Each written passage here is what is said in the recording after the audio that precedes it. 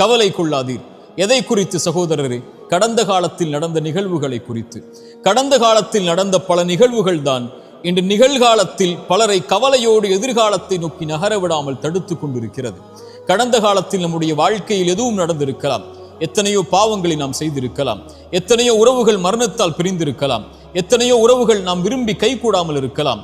நோயால், செல்வ இழப்புகளால் நாம் சோதிக்கப்பட்டிருக்கலாம். இன்னும் எத்தனையோ சோதனைகளில் இருளால் நம்முடைய கடந்த காலம் முழுக்க சோதிக்கப்பட்டிருக்கலாம்.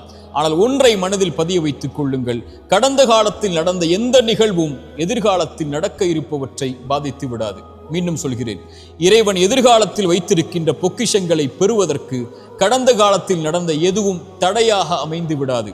இறைவன் அமைத்த இந்த வாழ்வியல் நேர்கோட்டில், இறைவன் மேலும் கீழும் அமைத்த இந்த வாழ்வியல் முறையில் ஆரம்பிக்கப்பட்டதிலிருந்து முடியும் வரை எதுவெல்லாம் நடக்கும் என்று இறைவன் நிர்ணயித்திருக்கின்றானோ அதுவெல்லாம் நாம் விரும்பாமல் இருந்தாலும், நகராமல் இருந்தாலும், கவலையால் நாம் இருளில் உட்கார்ந்திருந்தாலும் நடக்கத்தான் போகிறது. தோல்வியை வாழ்வியல் சந்தித்து விட்டோமா? இனிமேல் வெற்றி பெற முடியாது என்று எண்ணிக்கொண்டிருக்கிறீர்களா? இந்த நிகழ்வை கவனியுங்கள். உஹதுடைய போர்க்களம் என்ற ஒரு போர்க்களம் இஸ்லாமிய சாம்ராஜ்யத்தில் நடந்தது.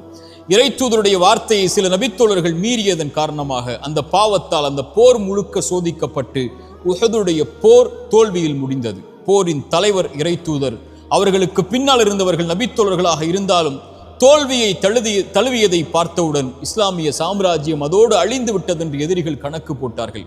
ஆனால் இறைவன் வசனம் இறக்கினான், வலா தஹினு வலா தஹ்ஸனு அன்துமுல் அலௌன இன் குன்தும் முஃமினீன். நீங்கள் கவலை கொள்ளாதீர்கள், பயம் கொள்ளாதீர்கள், இறை நம்பிக்கை கொண்டவர்களாக நீங்கள் இருக்கும் காலமெல்லாம் நீங்கள் தான் உயர்ந்தவர்கள் என்று.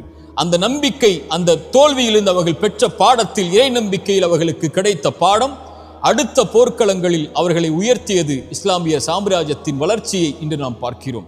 இன்னும் எத்தனையோ உதாரணங்களை சொல்லலாம். எமக்கு தோல்வியை இறைவன் கொடுத்தால் அடுத்த நாள் மூச்சு விடுவதற்கு அவகாசத்தை இறைவன் கொடுத்திருக்கிறான் என்றால் வெற்றியின் பாதையில் பயணிப்பதற்காகத்தான்.